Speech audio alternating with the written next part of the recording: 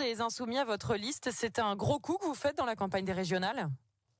En tout cas, c'était attendu par le peuple de gauche et les écologistes, ce grand rassemblement que nous avons concrétisé là autour de l'écologie solidaire, un grand rassemblement qui va effectivement de la France insoumise au-dessus du macronisme.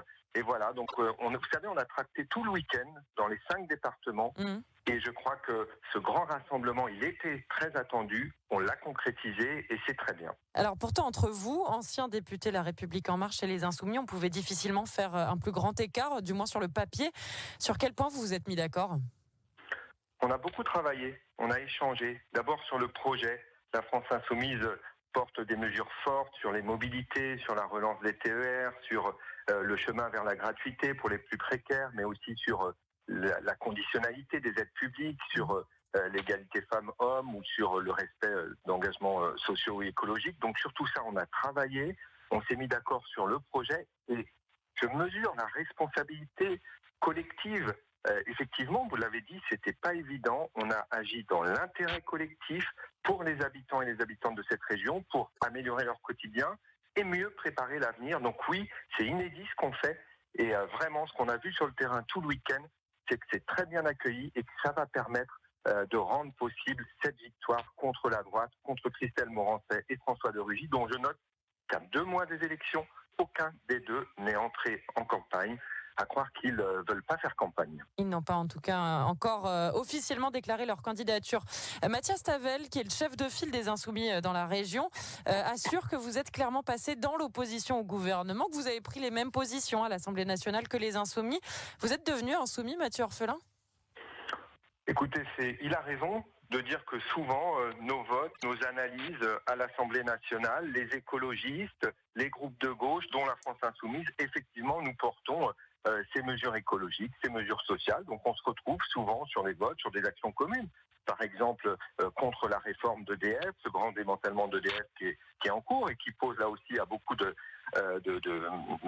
salariés de cette structure dans notre région de gros problèmes. Oui, nous sommes ensemble sur ces combats-là, sur une meilleure justice sociale, sur le chèque bien mangé qui est aussi une de nos mesures chez nous. Donc oui, on est souvent, mais pas par idéologie ou pas par calcul politique, parce que nous portons l'écologie solidaire et cette écologie qui donne des solutions aux gens et tout loin de toutes les caricatures que la droite essaye de nous mettre sur le dos. Alors, dans votre appel pour une région écologique, citoyenne et solidaire, c'est le nom de votre liste, il y a Europe Écologie Les Verts, il y a Génération notamment, et puis il y a la France Insoumise. Il manque quand même une autre force de gauche, le Parti Socialiste. C'était impossible de faire alliance avec les socialistes de Guillaume Garot? Rien n'est impossible. On l'a montré avec ce grand rassemblement avec LFI. Aujourd'hui, comme depuis 6 mois, nous le disons au Parti Socialiste, ils sont les bienvenus. S'ils veulent participer à cette victoire face aux droites, ils sont les bienvenus. Au plus tard, ce sera nos partenaires le soir du premier tour, mais ils peuvent encore bouger et à eux de prendre leurs responsabilités. Nous avons pris les nôtres. Il n'y aura dans cette campagne aucun mot de notre liste contre le Parti Socialiste.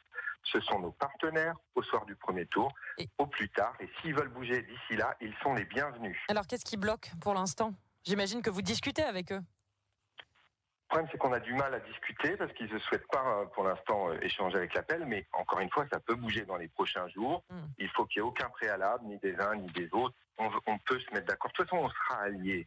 On va gagner cette région ensemble. J'appelle le Parti Socialiste, s'il le souhaite, à venir discuter avec nous dès les prochains jours. Ça fait 6 mois qu'on leur propose. Ils ne l'ont pas souhaité. Mais vous savez, on est très optimiste parce que ce week-end encore, on a vu que oui, c'était la solution, ce grand rassemblement.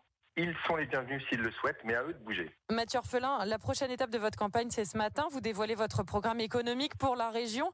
S'il y a une mesure emblématique à nous donner sur France Bleu Loire-Océan ce matin, ce serait laquelle? On va changer des choses. 1 milliard d'euros d'investissement favorable à l'environnement, le soutien à tous les territoires zéro chômeur de longue durée, le redéploiement de tous les marchés publics vers plus de local, plus de qualité, le lancement d'un grand fonds citoyen de 200 millions d'euros pour financer nos entreprises, et puis des aides zéro paperasse pour les PME, pour les petites entreprises. Il y a trop de paperasse au Conseil régional, il faut qu'on change tout ça. Voilà, et vous allez voir 50 mesures très fortes qu'on a construites avec les acteurs du territoire. Hâte de pouvoir les débattre avec le non-projet pour l'instant de Madame Morancet et de Monsieur de Rugy. Et on suivra la suite, bien évidemment. Merci beaucoup, Mathieu Orphelin, tête de liste aux élections régionales et député du Maine-et-Loire, d'avoir été avec nous ce matin.